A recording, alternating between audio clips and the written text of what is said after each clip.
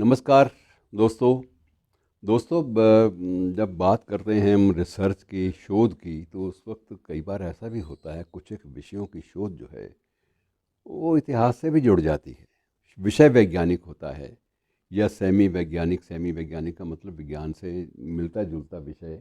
लेकिन उसके बाद जब उसके परिणाम आते हैं, शोध के निष्कर्ष आते हैं, तो निष्कर्ष कई बार इतिहास से भी छेड़छाड़ करते हैं और इतिहास के बहुत सारे अंधेरे पहलुओं को भी उजागर करते हैं। मैं ये बात जो कह रहा हूँ इसके वो इस संदर्भ में कह रहा हूँ कि पंजाब विश्वविद्यालय का एक विभाग है एंथ्रोपोलॉजी, और एंथ्रोपोलॉजी विभाग ने एक नया शोध का प्रोजेक्ट परियोजना शुरू की। मित्रों, बड़ी दिलचस्प योजना है।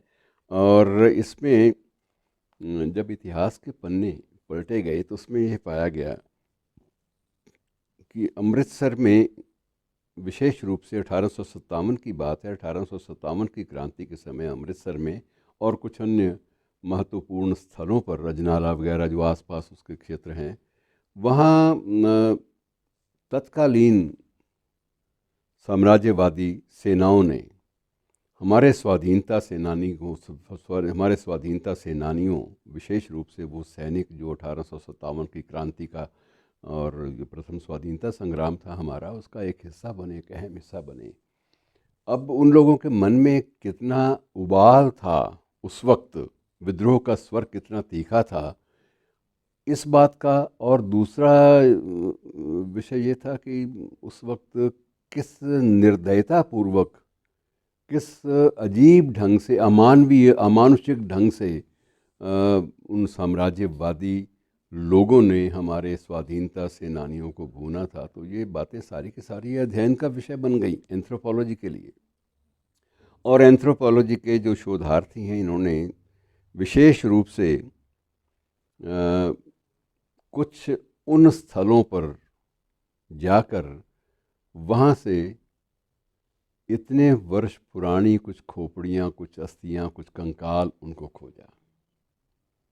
और जब जांच की गई, बहुत माइन्यूटली, बड़े सूक्ष्म ढंग से उनकी जांच हुई निर्धारित मानदंडों, वैज्ञानिक मानदंडों के अनुसार, तो ये पाया गया कि 1857 की क्रांति के सैनिकों में प्रायः सिर पर ही गोली मारी गई थी या छाती पर गोली उन्होंने खाई। पीठ पर गोलियों के निशान अपेक्षाकृत कम मिले। और इसके लिए कुछ ये भी हुआ कि एंथ्रोपोलॉजी वालों ने 4500 दांतों का भी अध्ययन किया, हड्डियों की जांच की।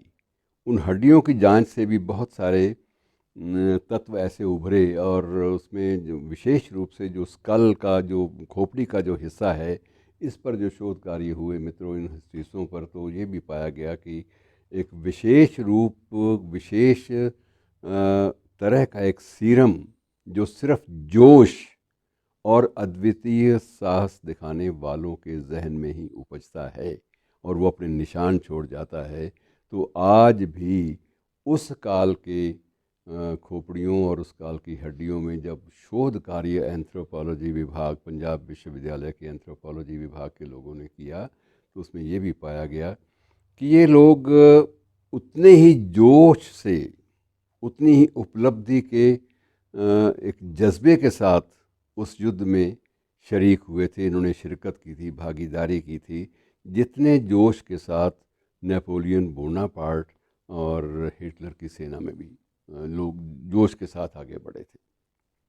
हिटलर की वैचारिकता से हमें नफ़रत हो सकती है, इसमें कोई संदेह नहीं है। पसंद आज भी इतिहास नहीं करता। और जर्मनी के लोग भी, जब भी आप जर्मनी की यात्रा पर जाएं तो आपको पहले वो रोक देते हैं कि हिटलर के बारे में प्रो एंड अगेंस्ट कुछ भी आप ना कहिएगा, खामोश। इतिहास, हम लोग खामोशी अख्तियार करना चाहते हैं कि वो कुछ एक लोगों के लिए इतिहास का एक महापुरुष था और अधिकांश लोगों के लिए वो इतिहास का एक दानव था। लेकिन हम उन दोनों स्वरूपों के कारण इस पर चर्चा ज़्यादा नहीं करना चाहते कि वो महानायक था या महाखलनायक। इस बारे में हम ज़्यादा चर्चा करेंगे तो बहुत सारी आपसी जो मन मुटाव है हमारे ही जर्मनों के बीच में पैदा होगा। इसलिए इस बात को छोड़िए। लेकिन वो मैं शोध की बात कर रहा हूँ, तो उसमें जितनी भी खोपड़ियाँ, जितनी भी हड्डियाँ और जितने भी जांच किए गए डीएनए, तो डीएनए इसमें सभी में एक निष्कर्ष पाया गया कि हमारे क्रांति सैनिकों के जो क्रांति सैनिकों के मस्तिष्क में भी उतना ही जोश था, उतना ही उत्साह था जितना कि नेपोलियन बोनापार्ट के सैनिकों में पाया गया। वहाँ भी जहाँ जहाँ नेपोलियन बोनापार्ट के सैनिकों की बहुत व्यापक स्तर पर जहाँ जहाँ वो उनके शव मिले या उनके जो अस्थियाँ मिली, उनका भी अध्ययन किया गया। तो एंथ्रोपोलॉजी जब अपना अध्ययन करती है मित्रों, तो इसी ढंग से करती है कि वो उस काल की एक एक निशानी के आधार पर चीज़ों को तय करती है। आज डीएनए की जो खोज है, ये सबसे बड़ी एक विचित्र खोज है कि इसके माध्यम से हम लोग मानव के स्वभाव का, उसकी प्रकृति का, उसके हाव भाव का, उसकी सभ्यता और संस्कृति का, कल्चर का, हर चीज़ का अध्ययन प्रस्तुत करते हैं।